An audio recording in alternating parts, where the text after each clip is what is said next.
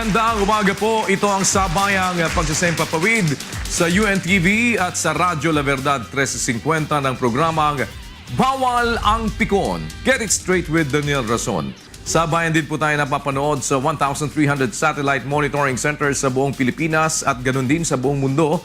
Tayo po ay napapanood din sa pamamagitan po ng live stream sa www.untvweb.com. At ngayong umaga, makakasama natin sa studio ang isa sa mga kilalang kaalyado ng Pangulong Aquino. Lalo sumikat ang kanyang pangalan dahil naging miyembro po siya ng prosecution team sa impeachment trial laban kay former Chief Justice Renato Corona. Kasalukuyan po siyang kinatawan ng ikalawang distrito ng lungsod ng Marikina. Please welcome to the program, Congressman Romero Miro Kimbo. Kong, good morning po. Morning, morning. Welcome po. Morning, good umaga po. Yes sir, please. Morning po. Have a seat, sir. Oo. Let's get it straight, sir. Nako. Ano ang inaasahan natin sa paglabas po ng desisyon ng Korte Suprema tungkol sa motion for reconsideration? Well, ako bilang abogado, hindi ako very optimistic. Kung ako lang, kung nakita mo 13-0, kadalasan mahirap mag-reverse ang Supreme Court dyan. Exactly. Although, tingin ko, importante makapag-file ng motion for reconsideration para mabago yung ibang aspeto ng desisyon. Tingin ko bilang isang abogado at maraming kahit mga guro at profesor ng abogasya ay hindi sumasang-ayon dun sa ibang aspeto ng desisyon na hindi naman kaakibat ng main issue. Ano po ang receive ninyo doon sa mensahe ng Pangulo sa kanyang speech nung sabihin niya na wag na nating sanang dumating tayo sa punto na magkabanggaan tayo na at kailangan mamagitan ng parang isa pang sangay, which is alam natin na ang tinutukoy ay ang lehislatibo. Ano po ang naging receive ninyo bilang mambabatas? Hindi ko alam kung ano yung, I've never talked to the President about this issue. Hindi ko alam ano yung... But you heard his speech. Nadinig ko yung speech, no? At siyempre noon na parang malinaw kung saan nanggagaling yung Pangulo. I think he was expressing his deep disappointment na sa umaatikabo at napakabigat na trabahong ginagawa para lalong paunlarin yung ekonomiya, napaanda rin yung mga dating nahinto ang pagtigil sa katiwalian, is that in spite of that, ay napipigilan siya. Tingin ko doon siya nanggagaling. At nung sinabi niya siguro yun, is siguro para bang malinaw yun, na kailangan ba tayo mag-away? Sana wag na. Baka pa pwedeng... Na ang mamamagitan naman ay ang lehislatibo. Wala naman pwedeng ibang mamagitan kundi ang Kongreso. Exactly, which is you are a part of it. Yes, yes. So, dun sa pamamagitan po na yon, ano ninyo nababasa yung gustong sabihin ng Pangulo at mensaheng ipinapahatid naman sa inyo bilang isang mambabatas na bahagi ng lehislatibong mamamagitan? Parang alam ko na yung gusto mo sabihin. Ano po ang ano sa inyo? Ano ang inyong take doon? Walang take ko doon. It only shows that the President is very strong pagdating sa kanyang posisyon. Meaning, malakas ang kanyang paninindigan. You have a very emotional President. I think malinaw lahat sa atin yun. He is very headstrong. So kung sa tingin niya, ito ang tama, ito ang mandatong ibinigay sa kanya. Bawat araw binibilang niya na bago matapos ang kanyang termino. At sisikapin niyang gawin lahat na dapat niya magawa para mapaunlad at to make a difference. At hindi naman kayo manhid sa gusto niyang ipahiwatig bilang miyembro ng Kongreso? Hindi lang sa pagiging manhid o hindi manhid sa kanyang pinapahiwatig. Pero hindi rin kami pwede maging manhid sa pangailangan ng bayan at sa pangailangan ng aming kinasasakupan. Na nakita namin na talaga ang laki nung naging benepisyo sa nakaraang 3 taon pagdating sa pag-atikabo ng mga proyekto ng programa ng gobyerno. So having said that, ano po ang aksyon na gagawin ninyo ngayon kung sakali na ang maging resulta pa rin ng motion for reconsideration ay manatiling pirme ang Supreme Court? Tingin ko isa-isa. Ang una nakasampa sa amin ngayon is yung impeachment laban sa Pangulo. At ang pangalawa ay yung pagbusisi o pagtingin doon sa JDF ng hudikatura. Na simple lang naman yung filosofiya na gustong tanggalin lahat ng discretionary funds. Sa tingin namin, isa ito sa pinakamalaking discretionary funds na hindi natin nakikita kung paano nagagasta na maaari mas makapagpadala pa na mas malaking benepisyo para sa mga empleyado. Na matagal kung na makikita natin mabuti. Na matagal na pong hindi rin ninyo nakikita yon. Hindi nakikita eh. Nag-umpisa po yung JDF, if I'm not mistaken, in the 80s pa. Noong 1984 by a presidential decree. Although merong precursor noon, pero noong kapanahunan ni Marcos, 2 weeks before ibinuo ang Batasang Pambansa, nung patapos na ang kanyang lawmaking powers, ay pinasa ito ng dating Pangulong Marcos. So, matagal na pong gumagana ito. Matagal na at it runs in the billions already today. So, importanteng matingnan natin yan. At ngayon, importante nang matignan ninyo dahil natanggal na PDAP ninyo. Hindi lamang yon, pero tingin ko yun ang panawagan ng bayan. Yun ang panawagan ng bayan. Yun ang panawagan ng bayan na magkaroon ng better transparency. Sa tingin ko sa lahat dito, yan ang natutunan natin, no, na mapagmasid ang taong bayan at hindi na sila pumapayag na hindi nila nakikita kung paano ginagasta ang perang pinaghihirapan nila. So whether magkaroon ng pagbaligtad ang Korte Suprema, pero sinasabi nga ninyo hindi ganun katindi ang history nung 13-0 tapos Hindi ko pa nakikita yan, maliban sa isang beses. Oo. So parang ngayon, parang kung to be realistic about it, parang medyo mabigat yung pagbaligtad nun kung sakasakali man. At Opo. whether bumaligtad sila o hindi sila bumaligtad, you will still pursue the JDF abolition. It's not really an abolition. No? It's a repeal or amendment or may dalawang proposal sa magkaiba.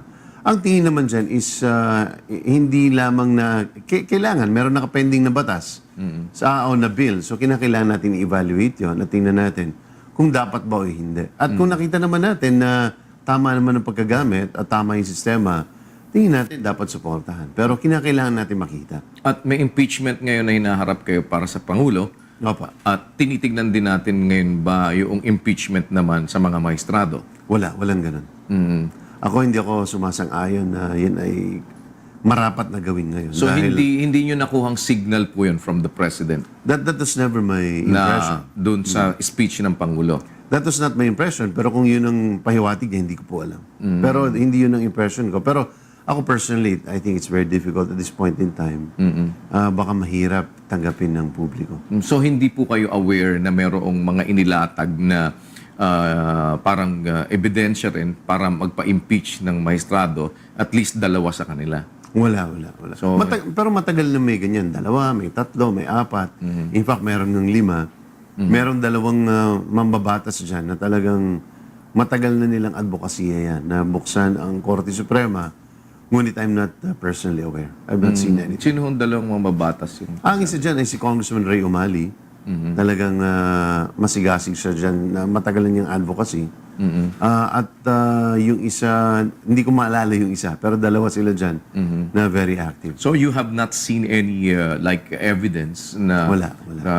hindi nyo po alam din yung sinasabi ni Congressman Neil Tupas? Wala. Yung isa pala si Congressman Tupas, tama. Because I think it was already submitted to him, but I've not seen it. Kasi binanggit niya sa akin na kung magiging authentic daw yung o talagang makikitang yung ebidensya ay sinabit sa kanila ay totoo, ay malakas daw ang ground laban doon sa at least 2 maestrado. Siguro sana dapat isiwalat na rin nila yun kung talagang may katotohanan. Kaysa parang nabibitin tayo lahat. But like I said, I think we have to carefully maneuver here because ayaw mo rin maramdaman na magkaroon ng paralysis ang gobyerno. Malinaw lamang sa atin na ang sentimiento ng publiko is meron silang outcry pagdating doon sa usapin ng discretionary funds. So tingnan natin ano yung tama, ano yung mali. Kasi hindi naman lahat ng discretionary funds mali. May mga pagkakataon kahit sa Amerika, halos 38% ng budget ng national government is discretionary dahil bilang paghanda ng mga bagay na hindi inaasahan. So, tingin ko yun ang kuha na natin. Alright, bilang lawyer po, talagang pinaninindiganan pa din ninyo na tama yung DAP? Naniniwala ako na ang practice na yun ay matagal nang ginagawa. Ito ang unang-unang pagkakataon na squarely yung iba't ibang issue ay nilatag sa Korte Suprema. Naniniwala ako na hindi ito malinaw. Ibig sabihin, kahit mismo ang Korte Suprema ay pabago-bago rito. Even the Supreme Court itself has always been confused with this practice. tatlong bagay yung pinagbawal dun sa DAP. Yung cross-border, meaning yung pagbibigay ng suporta dun sa ibang branch ng government. Yung pangalawa po is yung manner by which ang savings ay minomobilize. Ibig sabihin, dapat antayin daw yung katapusan ng taon bago ka makapagdeklara ng savings. At yung pangatlo, hindi ka pwedeng magdagdag o mag-augment sa isang proyekto o programa kung hindi ito nakalagay sa GAA. Lahat po yung mga yan, ginagawa ng nakaraan. May mga programa, hindi lang ho natin naririnig. Merong mga economic stimulus fund, merong mga reserve control account. Yan po yung mga programa na DAP din po nung panahon ni FDR, nung panahon po nung nakaraang administrasyon, nandun ho lahat yon. In fact, nung kapanahon ng kini-ERAP, meron ho tinatawag sila nun na yung 10% ng bawat ira nire-reserba. Hindi nire-release ng todo. Dahil kailangan din i-control ng DBM yung ekonomiya natin, yung inflation, tumataas, i-control yung Na ng mga foreign panahon na yun, exchange. hindi naman nasilip. Opo, na hindi nasilip. Ibig sabihin, and even the Supreme Court, nandun naman sa motion for recon ng gobyerno na kahit ang Korte Suprema ay gumawa ng request sa Department of Budget and Management Humihingi. na humingi sila ng pondo. Binawi na lamang po nila yan noong final na yung kaso ng DAP. Na parang yung hinihingi nila ay manggagaling din sa DAP. Walang ibang panggagalingan. Manggagaling lamang sa savings ng gobyerno para doon po sa isang very legitimate cause, which is yung mga nasirang mga opisina doon sa Cebu dahil sa lindol. Na kung Dahil sakaling- kawawa yung mga litigant na sa ilalim ng tolda. Na kung sakaling nabigyan sila nun, lalabas ay mag-isa din sila sa mga nakinabang doon sa DAP. Kung sakaling na-release sa kanila yun. Opo. Parang, kasi parang ngayon sinasabi, meron namang mga ibang mambabatas na bumabanat sa DAP, pero meron din na-release sa kanila na galing sa DAP. Tama po yun. Yun din po ang pinagtatakahan ko. Pero kanya-kanya pong... Pero marami po dun sa kritiko, marami din po dun sa mga nag-file ng kaso sa impeachment laban sa Pangulo, ay paulit-ulit po nila pinag-uusapan doon yung kamalian at kabulukan ng PDAF. At hindi natin itinatanggi na may mga mababatas na naisiwalat nakita natin na halos binaboy yung programa na imbis na binabasa taong bayan ay ibinulsa. Ngunit marami ring mga mambabatas na ginamit ito ng tama. Ilang daang milyon ang ginamit ng buong bloke ng Makabayan na PDAF habang sila'y nakaupo. Tingin ko naman tama yung kanilang pagkakagamit. Ngunit ngayon na ito na ang hinaharap po nila, ay sinasabi nila na bulok at walang kahit mabuting isang kusing na pwedeng magandang mangyari sa PDAF. Parang hindi naman natatama yun. Pero hindi po natin naman masasabi din na kung nagawa ng mga nakaraang administrasyon ay ito ay masasabing ang talagang tama naman. At sinabi naman ng Korte Suprema na hindi rin depensa yon na porkit ginagawa ng nakaraan na ito'y tama. At yan ang gamit ng Korte Suprema sa ating checks and balance. Is para sabihin na kahit gaano katagal na yung practice na yan, sinasabi na namin ngayon na mali yan. Ngunit sinasabi lamang po natin yun na matagal nang ginagawa para ipakita na walang mali siya. Ibig sabihin, ginawa ito, inilunsad, alinsunod doon sa mga nakaraang practice. Pero ngayon na sinasabi ng Korte Suprema, na bawal na yan, hindi na po pwede, then we will have to abide by that. Pero para sabihin nila ng mga nagpa-file ng impeachment na may mali siya at talagang sadyang-sadya na malisyoso ang pagkakagawa ng programa, ay tingin natin isang malaking kamalian. Dahil ang kinakatwiran naman daw ho dito, dahil yun ay bahagi daw din ng nilalabanan dati noon ng ating Pangulo at ng ibang mga kasama niya. Kaya alam niya na ito ay isang bagay na mali dahil sa ito nga'y tinututulan niya ng mga nakakaraan. Maling-mali yun. Maling-mali yung punto na yun. Dahil kung binasa nila mismo ang ifinail ng Pangulo noon at ng iba pang mga nagiging biktima ng nakaraang administrasyon ay yung anti-impoundment bill. Malinaw ang sinabi ng Korte Suprema. Itong paulit-ulit na sinasabi ng Makabayan Bloc doon sa Korte Suprema sa kanilang fina-file ng mga petisyon. At malinaw sinabi ng Korte Suprema doon na there is no violation. This is not an issue of impoundment.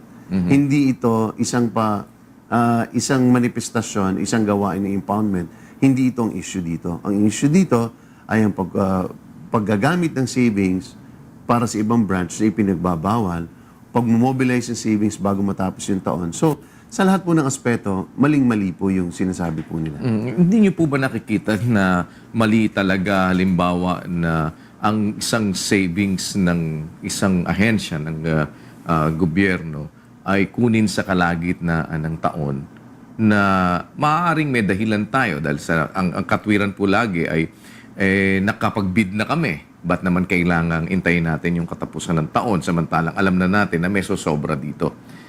Pero may specific na batas na nagsasabi pong hindi yun tamang gawin. Bilang abogado, alam po ninyo na Duralex sed lex. Yun po ba sinasabi pa rin ninyong tama? Yes, tama yun. Walang batas na nagsasabing mali yun.